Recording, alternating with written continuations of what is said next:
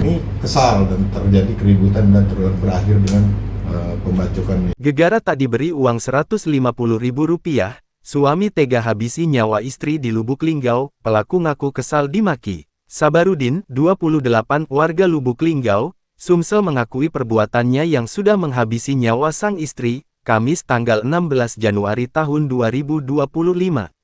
Tini Sawitri alias Ngatimin 37 tewas dengan luka parah akibat bacokan menggunakan parang.